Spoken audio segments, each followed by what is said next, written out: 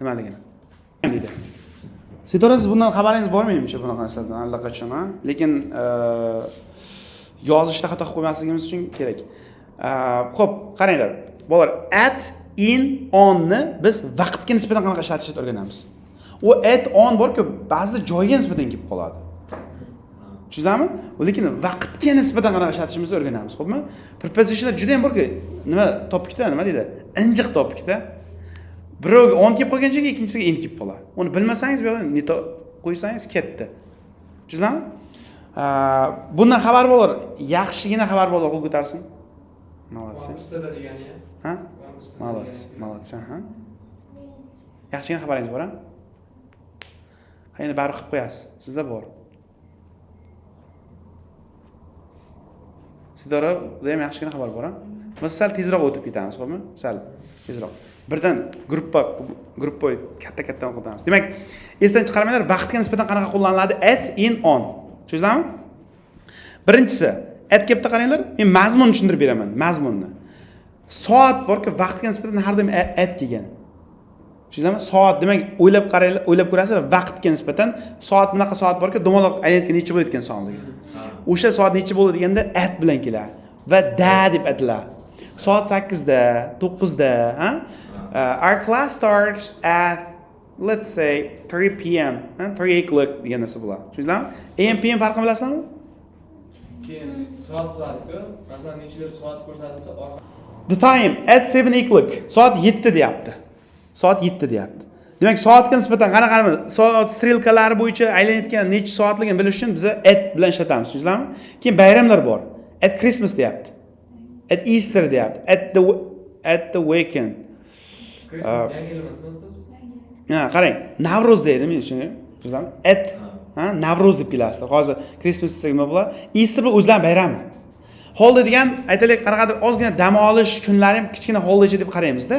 Hozir at the weekend degan sababi shanba kunlari dam olish kunlari-ku, o'sha qotadi. Tushundingizmi? Qotadi. Mana shu yodlab qolasiz at the weekend bu. Bu bayramlar Christmas, Navro'z, tushundingizmi? Hayit at bilan olib kelib qo'yaverasizlar. Kelishdikmi? Keyin pastda at bilan kelayotgan expression degani bu nima degan bilasizmi? Aytarim? Siz qishloqqa ketasiz, ha? Expression degan qotadigan narsa degan. Tushundingizmi? Qotadi, mana shu narsani tarjima qilasiz. Boya look for izlamoq dedik-ku. For uchun lookni qaramoq dedik-ku. Ikkalasini yopishtirdikdan look for izlamoq. Nimaga? Bilmaymiz, shu ular allocation qilgan shunaqa. Bizda ham mana bu yerda qotadi. At the moment degan ayni paytda at bilan keladi. At present ham shuni ayni vaqtda, hozirda degan mavzu bilan u ham at bilan keladi. At dawn, at noon, at night, at midnight bu kun vaqti. Kunga nisbatan. Ya'ni dawn qaysi payt? Dawn ertalab. Shunday. Duskchi, at dusk, dusk yo'q ekan-da. Noon qaysi? Abedki vaqt. Ha? 1-2. At night. Kechki. At midnight. Yarim oqshom. 12:1, ha, shunaqa. What you're doing at midnight bu savolda. Telefonda, telefonda emas, Telegramda o'tirasiz.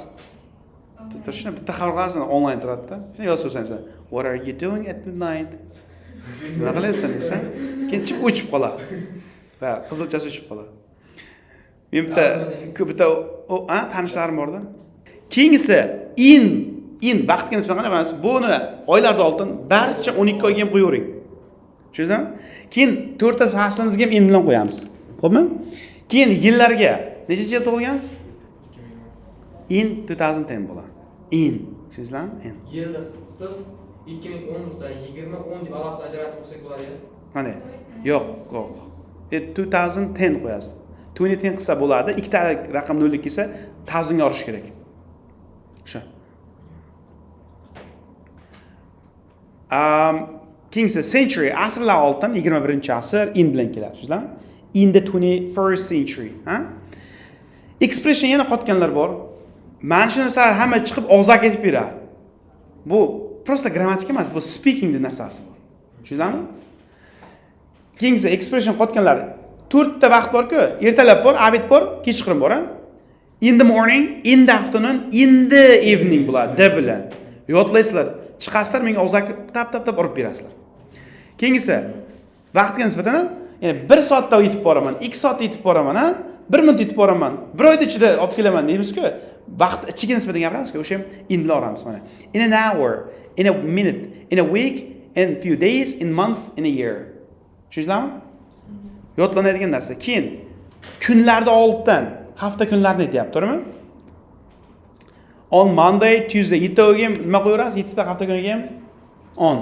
Tushundingizmi? On Monday, xo'p. On New Year days. Xo'p, dates chislolariga albatta on. On hattoyli bu oxirgisi. Hot deymi? Ha, ungacha kelamiz hozir. Endi eng nimasi, spornisi bor-da, bitta on, qarang. Biz kunda o'zini bo'limlari bor. Kunda birinchi yarmi, kunda ikkinchi yarmi, Abitdan keyin bitta bo'limmi? O'sha kunni bo'limlari ham on bilan keladi. Mana aytayapman. On Tuesday evening, seshanba kuni kechqurun, ertalab emas, bo'limini gaplashyapsizlar. Seshanba kuni abitda on bilan keladi. Tuesday afternoon, evening, tushunarli? On bilan keladi. Endi qarang, agar kun borki, kunda in qo'ydik bo'ya bilasizmi? Ha? In qo'ydik, ha? In few days deb qo'ydik, ha? Agar kun so'zining oldidan sifat olsa, sifat borki, adjective. Birorta sifatni olib qo'ysa, unda biz uni on bilan uramiz. On hot day, on cold day sifat oldimi o'zini oldiga? On bilan uramiz. Buni yodlaymiz hamma. Tushunarlimi? Keyingi muhim bo'lgan narsa speakingga pastga tushamiz, note deb qo'ydik, ko'rdingizmi? Mana pastda note degan joy bor. Bu mana pastmi? Ko'rdingizmi? Ko'rganmisiz? Xo'p, mana bu yoqda mana bu so'z bor. Today, tomorrow, tonight, yesterday. Bugun, ertaga, kechqurun deysiz. Bular oltin hech narsa olmaydi. Ha? In today demaysizda, bugun boraman desangiz, ha? Yoki bugun men shu ishni qilmoqchiman, ha? Demak, in today demaysizda, yoki on today demaysiz. Shuna keladi. Today deb keladi, tushunarlimi? Tomorrow ham shunaqa. O'quvchilar bor-ku, nima qo'yadi? In abroad deb gapiradi, bilasizmi? I am going to study in abroad. In deydi. Abroad, ya'ni da degan so'z kerak-ku o'zbek tilida, ular anglaydi-da. Chet elda o'qiyman desa, ular o'ylaydi, in bo'lsa kerak deb o'ylaydi-da. Aslida abroad degan so'z oltin so'z olmaydi-da. I want to study abroad bular. Ichida uni dasi ham bor. Tushunarlimi?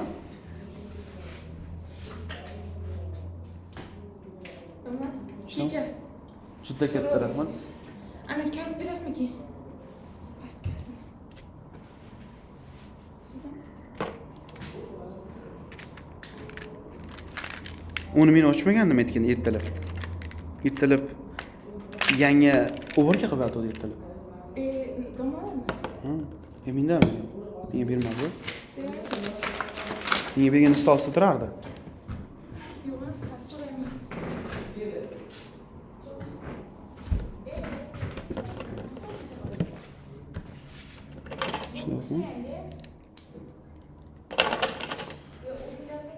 Xo'p. Demak, today, tomorrow, tonight, yesterday oltin hech narsa qo'ymaymiz da degisi kelsa ham. Tushunarlimi? Keyingisi va biz birorta vaqtga nisbatan kelsa va uni oldidan mana bu mayda-chuyda narsalar kelsa, masalan, this morning, ha? Yoki last, next, and every, all, summer, each, one, anylarni oldin biz hech qachon ishlatmaymiz mana bunaqa narsalarni. Bu lekin 90% ga shunaqa. Ba'zi hollarda ishlatiladi, uni ko'rsataman. Xo'pmi? Kelmaydi mana. Last night bular. Last Saturday, next Saturday deb keladi. Tushunarlimi? Xo'p, savollar yo'qmi bu bo'yicha? Xo'p, mana shu yerda biz dars tugatamiz. Grammatika.